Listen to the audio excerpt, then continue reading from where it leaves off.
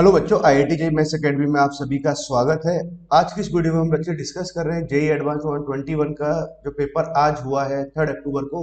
Mathematics वाले part का paper 1 के हम कुछ क्वेश्चंस डिस्कस कर रहे हैं जो अभी तक आ चुके हैं, मेमोरी बेस्ड है ना। उन क्वेश्चंस को बच्चे यहाँ डिस्कस कर रहे हैं।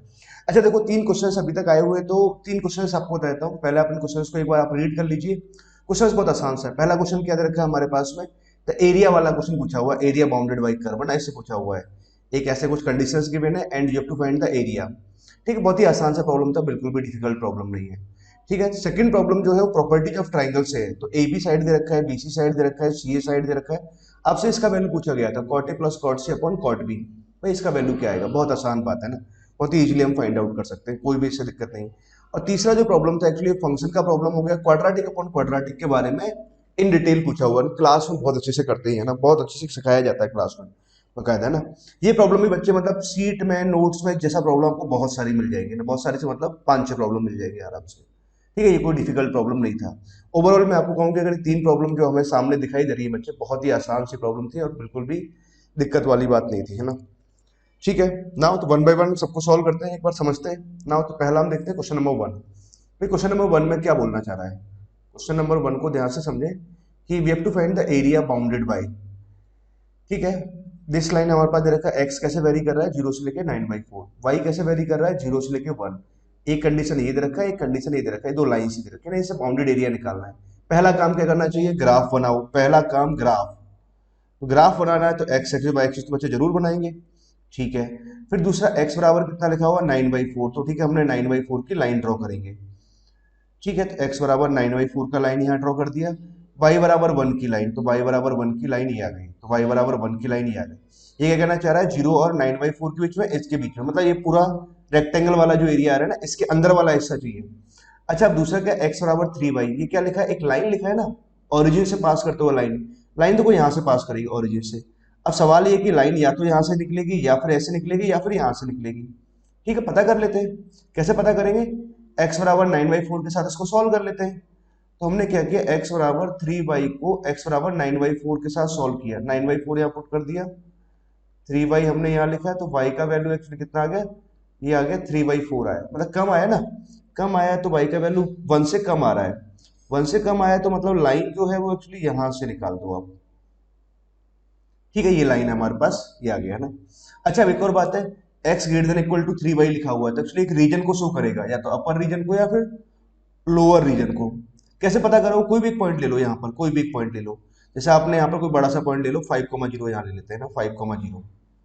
अब 5,0 को यहाँ डालो, सेटिस्फाई कर रहा है, सेटिस्फाई कर रहा है ना। ठीक है, तो मतलब इस साइड के पॉइंट्स के बारे में बात कर रहे हैं हम। ठीक है, डायग्राम थोड़ा खराब ना हो तो इसलिए हमने थोड़ा यहाँ बना दिया, इस साइड की रीजन की बात कर रहा है। अच्छा, दूसरी अगर लाइन देखें तो दूसरी लाइन तो क्या लिखा है, एक्स प्लस वाई बराबर 2। ये लाइन ड्रॉ करना तो बहुत आसान बात है। एक्स का वैल्यू 2 होना चाहिए, तो 9/4 यहाँ लिखा है तो 2 पॉइंट समथिंग, मतलब लाइन यहाँ से कुछ पास कर रही होगी। ये 1 है, तो मैं थोड़ा ऊपर से दिखा देता हूँ मैं लाइन ना, यहाँ से कुछ ऐसे लाइन जाएगी। ठीक है बच्चों, तो ये आ गया। अब क्या है कि हमारे पास ये अंदर वाला रीजन बोल रहा है, अब इस लाइन के करस्पॉन्डिंग क्या आएगा, x plus Y greater than equal to 2। तो एक हिस्सा शो करेगा, या तो अपर या लोअर। ठीक है, तो ओरिजिन की हेल्प ले लो आप। भाई 0,0 यहाँ पुट कराओ, तो 0 ग्रेटर देन 2 आ रहा है क्या, 0 ग्रेटर देन इक्वल टू 2 आ रहा है, सही है क्या, फॉल्स है। फॉल्स है ना, मतलब इधर वाला हिस्सा नहीं होगा, ऊपर वाला हिस्सा शो करेगा ये। मतलब ये शो कर रहा है, तो देखो बात को समझे, तो हमारे पास कौन सा रीजन आया बच्चे, बच्चे रीजन ये आ गया, ये वाला रीजन। ये तो कर रहा है नीचे वाला रीजन शो कर रहा है, ये अपर वाला रीजन शो किया है ना। ठीक है, तो फाइनली एक्चुअली ये वाला रीजन बना जो आपको दिखाई दे रहा है ना। ठीक है, तो इस रीजन का एरिया निकालना है। अरे यार, ये तो बहुत आसान बात हो जाएगी बच्चे, कुछ भी ऐसे ज्यादा डिफिकल्ट नहीं है। क्या है, एक एरिया ऑफ क्वाड्रिलेटरल। तो क्वाड्रिलेटरल का एरिया निकालना है। क्वाड्रिलेटरल का एरिया निकालना है तो देखो हमें ये वाला वर्टेक्स तो पता है 9/4, ये वाला पॉइंट भी मुझे पता है 2,0। ठीक है, ये वाला पॉइंट भी इजीली निकल जाएगा, ये वाला पॉइंट भी इजीली निकल जाएगा। तो इस वाले पॉइंट के अगर कोऑर्डिनेट निकाले बच्चे, कितना आ जाएगा भाई, इस लाइन। ठीक है, इस लाइन पर अगर हम बात करें तो एक्स कोऑर्डिनेट तो कितना आ जाएगा, 9/4 आ जाएगा। एक्स कोऑर्डिनेट इतना आया, वाई की वैल्यू कितनी आ रही है, 3/4 आ रही है, ये तो यहाँ निकल गया ना। इस पॉइंट के कोऑर्डिनेट लिखने भाई, इन दोनों लाइनों का पॉइंट ऑफ इंटरसेक्शन। बहुत आसान बात है यार ये तो। एक्स बराबर 3y यहाँ दे रखा है, और एक x प्लस वाई बराबर कितना दे रखा है, 2 दे रखा है। x का वैल्यू हमने यहाँ डाल दिया, 3y यहाँ से आ गया 4y, 4y बराबर 2 आ गया, तो y बराबर कितना आ जाएगा, हाफ आ जाएगा। तो y का वैल्यू तो बच्चे हाफ आ गया। अच्छा, y का वैल्यू हाफ यहाँ पर आ गया, ठीक है। x का वैल्यू निकाल लेते हैं, y का वैल्यू हाफ यहाँ रखेंगे तो x का वैल्यू कितना आ जाएगा, 3/2 आ जाएगा। ठीक बच्चे, ठीक बच्चे, अब तो इसका एरिया हम फाइंड आउट करेंगे, तो एरिया तो बहुत आसानी से निकाल सकते हैं ना। कैसे कि आप लोग क्लास में सीखते ही भाई, एरिया का तो फॉर्मूला ये होता है क्वाड्रिलेटरल का एरिया। तो बच्चों हम शुरुआत में जब पॉइंट चैप्टर सीखते हैं ना, स्ट्रेट लाइन कोऑर्डिनेट ज्योमेट्री का, तो वहीं अब ये प्रॉब्लम सॉल्व हो जाता है। कैसे, ये वाला पॉइंट देखो कितना लिखा है, 2,0 ना, क्लास में बकायदा करवाई जाती है ऐसी प्रॉब्लम्स। अगला पॉइंट हमारे पास में क्या लिखा हुआ है, 9/4, 0 लिखा हुआ है, ठीक है। इसके बाद अगला वाला पॉइंट क्या लिखा हुआ है, 9/4 यहाँ लिखा हुआ है, 3/4 यहाँ से लिखा है। इसके अगला वाला पॉइंट कितना आ जाएगा, 3/2 यहाँ से आ गया, 1/2 आ गया। ठीक है, ये सारे पॉइंट्स हमने लिख लिए। और एक और बात आपको मालूम होगा, जहां से हम स्टार्टिंग करते हैं उसको अब यहाँ से फिर से रिपीट करके लिख दो। बस ये जो लिखा हुआ है ये आंसर है, इसको आप सॉल्व कर लो। ठीक है, तो अब इसको सॉल्व कर लेते हैं। ठीक है, तो एरिया जब हम निकालेंगे तो हाफ तो यहाँ से आ जाएगा बच्चों। ठीक है, हाफ तो लिखा हुआ है ही ना। ना इसको सॉल्व करते हैं, इसको इधर मल्टीप्लाई किया, इसको इधर मल्टीप्लाई किया, तो यहाँ से तो 0 आ गया, 0 माइनस 0, फिर प्लस साइन। इस वाले पार्ट को इधर मल्टीप्लाई कराएंगे, इस वाले पार्ट को इधर मल्टीप्लाई कराएंगे, तो कितना आ जाएगा, ये तो आ जाएगा, 9 को यहाँ मल्टीप्लाई कराएंगे तो 27 अपॉन में कितना आ गया, 16 आ गया। ठीक है, माइनस कितना आ जाएगा, 0 आ जाएगा। कोई इशू नहीं है ना। इस वाले पार्ट को इधर मल्टीप्लाई करते हैं, इस वाले पार्ट को इधर मल्टीप्लाई करते हैं, तो यहाँ से कितना बनेगा भाई, ये तो 9/8 बना यहाँ से, माइनस ऑफ 9/8 यहाँ से बना। चलो ये सभी कितना आ गया, 0 आ गया। फिर प्लस साइन, इस वाले पार्ट को इधर मल्टीप्लाई कराएंगे, इस वाले पार्ट को इधर मल्टीप्लाई कराएंगे, तो ये तो 0 आ जाएगा और -1 यहाँ से आ गया। ठीक है, ये जो लिखा हुआ आंसर लिखा हुआ ये इससे कैंसिल हो गया। कैलकुलेशन भी डिफिकल्ट नहीं ना। 27 अपॉन में 16 लिखा हुआ है -1। ठीक है, इसको जब आप सिंप्लीफाई कराएंगे तो 27 में से यहाँ से 4 और 4 11 आ जाएगा और बाई 16 आ गया। ठीक, तो इसका वैल्यू आया, बाई 2 से और मल्टीप्लाई कर देंगे तो कितना आ जाएगा, आंसर आएगा 11/32। ये इसका आंसर आ जाएगा बच्चों। कौन सा ऑप्शन करेक्ट हुआ इसका, ऑप्शन बी एकदम बिल्कुल सही जवाब है। ठीक बच्चों, आई होप आपने ये वाला प्रॉब्लम सभी बच्चों ने बना दिया होगा और कहीं भी इसमें कोई दिक्कत आपको नहीं आई होगी ना। अच्छा सवाल था। ठीक, एग्जाम में अगर थोड़ा फोबिया डर है ना, इसकी वजह से रह जाता तो बात अलग है, मतलब कंसेप्चुअल भाई आपसे प्रॉब्लम नहीं रह सकता ना। ना बच्चों, अगला प्रॉब्लम और डिस्कस करते हैं, दूसरा प्रॉब्लम। दूसरा प्रॉब्लम क्या है, properties of triangle, solution of triangle का दिया हुआ था, आसान प्रॉब्लम था। इन ए ट्राइंगल, एक ट्राइंगल की बात चल रही है, तीनों साइड लेंथ पता है, साइड लेंथ ए बी मालूम है, बी सी मालूम है, सी ए मालूम है। Then the value of this, इसका पूछा हुआ, इसका वैल्यू पूछा है बच्चे। ये तो आपने क्लास में सीखा भी होगा, ऐसे प्रॉब्लम्स करवाते हैं ना, काफी सारी प्रॉब्लम्स रहती है, टेस्ट पेपर में आपको आ गया होगा। अब देखो, मैं हमेशा बच्चों को बोलता हूँ कि कॉट के रिजल्ट्स आपको क्या है, थोड़ा बहुत ध्यान रख लेना चाहिए। मतलब क्या है कि ध्यान रखने का बहुत आसानी से प्रूफ भी हो जाते हैं। जैसे अगर मुझे कॉटे लिखना है तो कॉटे को मैं क्या लिखूंगा, कॉसे अपॉन साइन ए लिखेंगे। ठीक है, कॉसे का वैल्यू कितना आता है, B square C square minus of A square आ जाएगा, अपॉन में कितना आएगा, 2 टाइम्स ऑफ बी सी, ये आ जाएगा, और यहाँ आ जाएगा साइन ए, ऐसे कुछ लिख दिया। ठीक है, अब एक और काम करते हैं, इसको 2 से मल्टीप्लाई कर देता हूँ और 2 से डिवाइड कर लगा देते हैं। ठीक है, अब देखो हाफ बी सी साइन ए, ये तो एरिया ऑफ ट्राइंगल बन जाएगा। ठीक है, मतलब फाइनली एक्चुअली कोटे आया कितना बच्चों, B square C square minus of A square आया, अपॉन में कितना आ जाएगा, 4 टाइम्स ऑफ डेल्टा, ये आ गया कोटे। ठीक, अच्छा बच्चों, कोटे अगर ये आ गया, अब तो देखो बहुत आसान बात हो गई हमारे लिए। ये तो कैसे सॉल्व करना रहेगा इसे, हम कॉट ए लिखा हमने, कॉट सी लिखा, अपॉन में कॉट बी, बस आपसे ये पूछा हुआ कॉट ए कितना आ जाएगा। अब कॉट ए लिखते हैं तो B square C square minus of A square upon में 4 डेल्टा, हटा देते हैं, अभी लिखते नहीं ना। कॉट सी लिख रहे हैं तो ना क्या लिखेंगे हम, A square plus B square minus of C square upon में 4 डेल्टा आएगा, वो कैंसिल हो जाएगा। कॉट बी का वैल्यू कितना आ जाएगा, ए स्क्वायर लिखेंगे प्लस का C square minus of B square upon में 4 डेल्टा आएगा, वो कैंसिल हो गया। मतलब फाइनली ये आंसर है आपके सामने जो लिखा हुआ है, ए स्क्वायर से ए स्क्वायर कैंसिल हो गया, माइनस सी स्क्वायर से कैंसिल हो गया, फाइनली कितना आ गया, 2b स्क्वायर आ गया, और ये कितना है, A square C square minus of B square. Actually ये आंसर है जो आपके सामने लिखा हुआ है। बस अब करना क्या है, आपको सारी वैल्यूज पुट कर देना है। ए बी है मतलब स्मॉल सी, बी सी है मतलब स्मॉल ए, सी है मतलब स्मॉल बी आपको दे रखा है। तो ठीक है, वैल्यूज पुट करते हैं। स्मॉल बी का वैल्यू कितना आ जाएगा, 4 का स्क्वायर तो 16 आ गया।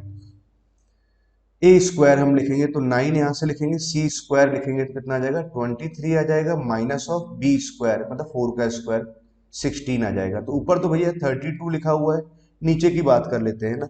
23 में से अगर 16 जाएगा बच्चों तो कितना आ जाएगा, 4 और 3 7, 7 यहाँ से आ गया, 9 और 7 हमारे पास कितना हो जाएगा, 16 हो जाएगा, 16 यहाँ से आ गया, इससे कैंसिल हुआ 2, ये आंसर आ जाएगा। ठीक, तो क्या आंसर आएगा इसका, 2 इज आंसर।